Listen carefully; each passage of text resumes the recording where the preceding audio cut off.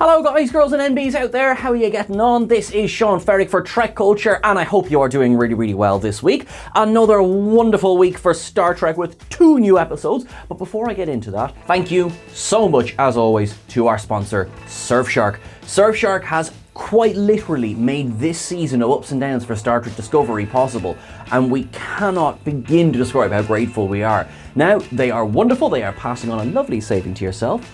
83% off your purchase with 3 free months. Go to surfshark.com/whatculture and you will get that wonderful discount. Surfshark, thank you so much for your help. And also, thank you so much to everyone who is liking, who's sharing, who's subscribing.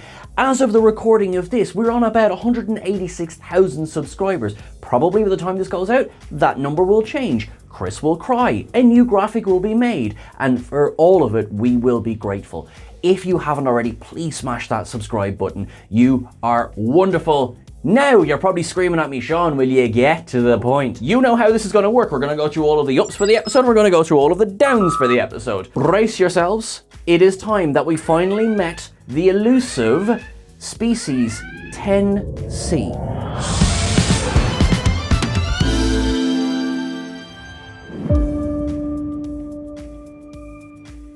So here we are, Season 4, Episode 12, and I'm going to start this with a little bit of a confession. Star Trek Discovery has been frustrating me for a couple of weeks now. The pace has been very inconsistent. I struggled now with last week's episode. In hindsight, it was about setting up what we're about to get this week. Okay, and now some of this was of course telegraphed last week. It was about learning, it was about pheromones and how these compounds represent emotions and how they communicate with species 10C. All right, that's not the issue. The fact is that it took about 50 minutes to get to what it would have taken about 5 minutes to get to, and that was an issue. So that was last week. So I had that in the back of my head going into this week's episode. So how does this week's episode stack up? First thing that I'm going to say is that this week's episode is among the purest Star Trek I have watched in a very long time. This is an episode of Star Trek. We're coming up to the big finale, 1 episode left of the season, where normally this is where shit starts to blow up. And it doesn't. This is an episode about figuring out communication. Now we do have our side story, but this is an episode where the people in charge are tasked with communicating with the 10C. For me, this is an up. This is Star Trek as it's been preached since 1966. It's about communication and about understanding and about working our way through that.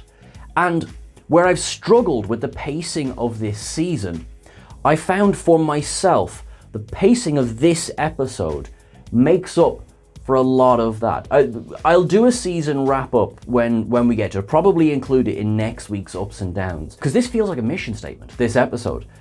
Burnham and the rest of the delegation attempting to communicate with Species 10C and how that is realized on screen was for me exactly what Star Trek is about. Now it has shades of all Star Trek in that there is a big ticking clock over everything. That ticking clock is there entirely accidentally, and if they can communicate this with the 10C, that ticking clock, it's gone.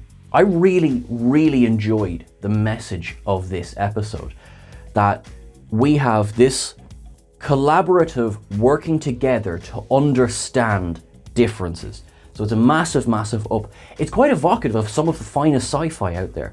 We have Close Encounters of the Third Kind. We have messages being passed on through lights, and of course, Close Encounters was the musical notes. Lights are involved in this as well. Now slightly darker, I'm reminded of the Welcome Wagon from Independence Day. They tried to use lights as well. Didn't work out so much for them. We have some of the imagery around this hyper chamber is evocative of, I found, the Abyss, and even what's more, this portal that comes out of Donnie Darko's chest as well, that grabs the Discovery. I think the biggest inspiration for this episode that I can see is Denis Villeneuve's arrival. Because this is a 51-minute episode, and a good 40 of those minutes are looking at a big cloud. And I thought it was brave, I thought it was daring. I know people are going to struggle with this, and I'm not going to judge them for struggling with it either.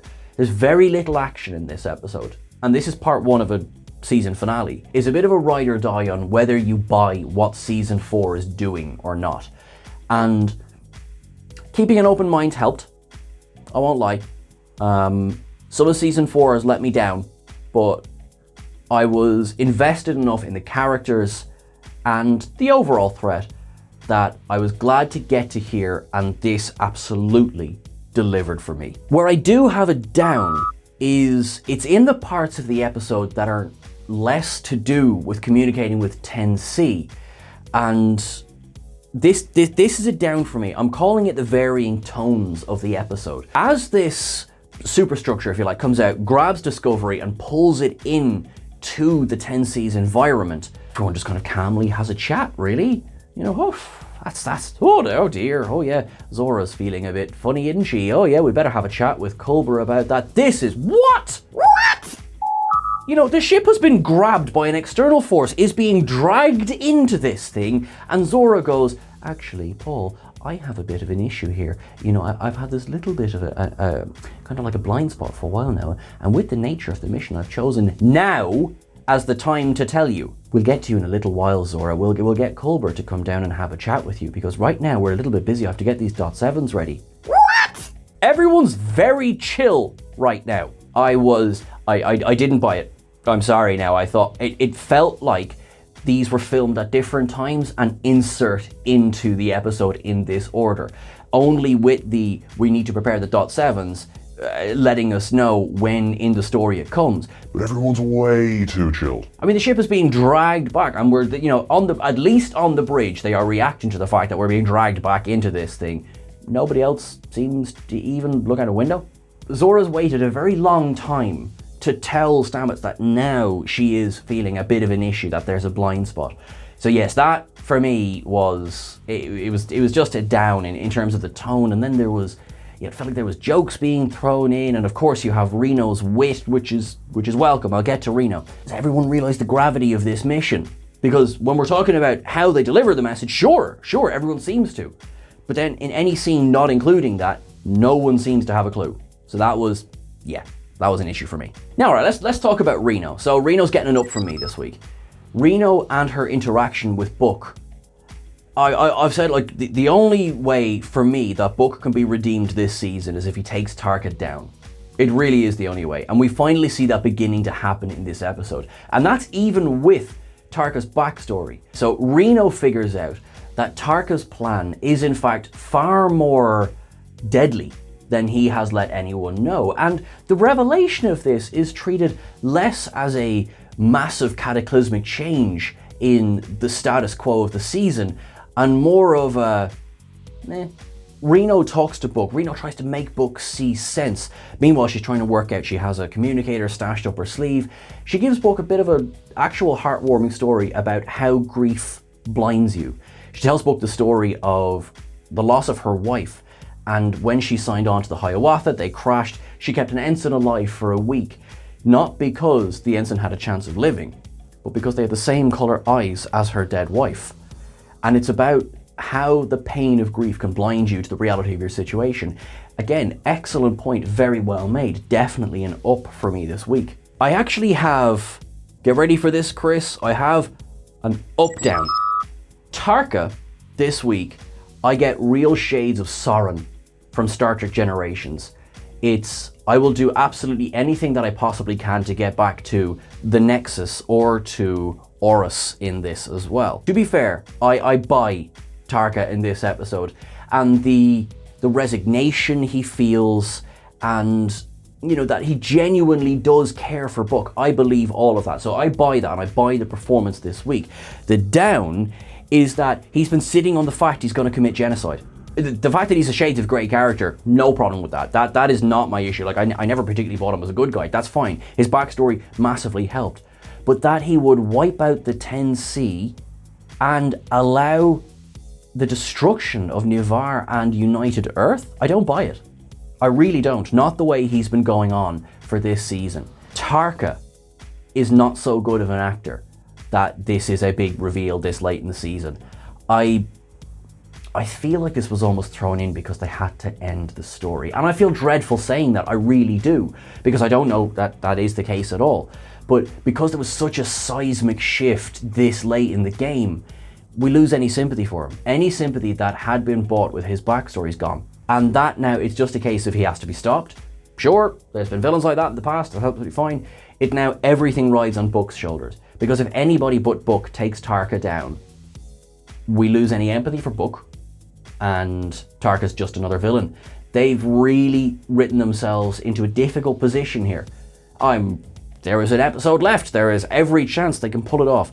But yes, the up-down for me stands. Now, let's go a little bit more upbeat for a second. Burnham and Saru is an up for me this week. Now, I will absolutely accept if someone says, Sean, you just gave out about the tone of this episode, and then we have them in Burnham's quarters screaming. And I was like, yeah, okay, right. Although this itself, it sort of bleeds back into the message of the episode. This is how they communicate something primal. Primal scream is a very legitimate therapeutic exercise. And so, I loved it. But also, Doug Jones and Sonequa Martin-Green are just excellent as a double team. It's been a long time coming with many, many excellent examples of their teamwork along the way. But I really got that these were two good friends in this episode. And that is something that really stands for a lot in Discovery. Their scene in Burnham's quarters, for me, I loved it. It was actually a highlight scene. And actually, if we go back to last week and I saw the trailer for this episode, I was like, what are they at? What are they at? No, I loved it. I have to say now, I really, really loved it. My last up of the episode, it's going to feel almost like I'm repeating myself because my up is for the message of the episode. Perhaps the message itself. This has really stuck with me this week because since the beginning of Star Trek, we've been boldly going to strange new worlds. This is arguably the strangest. These are not a humanoid race. They do not communicate in the same way that so many other races in Star Trek do. And so this is all about creating a new method of putting our message across. If that is not analogous for what is happening in modern history, then I don't really know what is.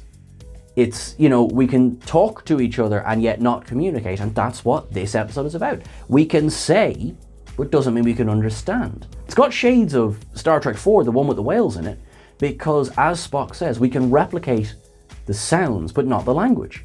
We would be responding in gibberish. And that's the problem they're faced with.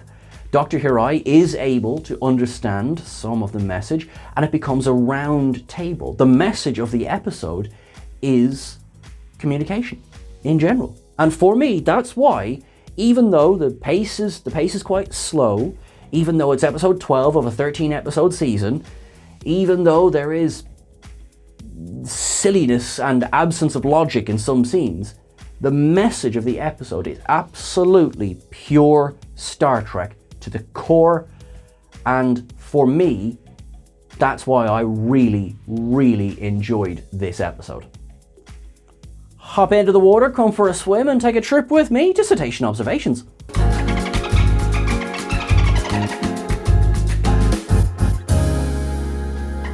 I have 3. So first, Sarek gets a name drop, so lovely to hear him. And there's a joke that I feel is a callback to season 2. When they're working at the message, Burnham goes, "I like math." And for me, that was, I thought that was a callback to Spock's, "I like science."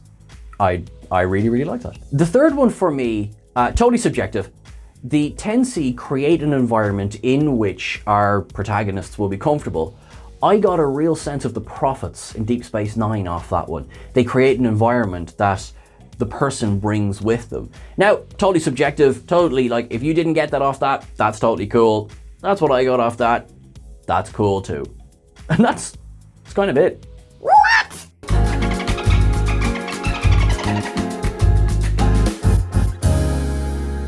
That is everything for our list today, folks. If you reckon I missed anything, you let me know in the comments below.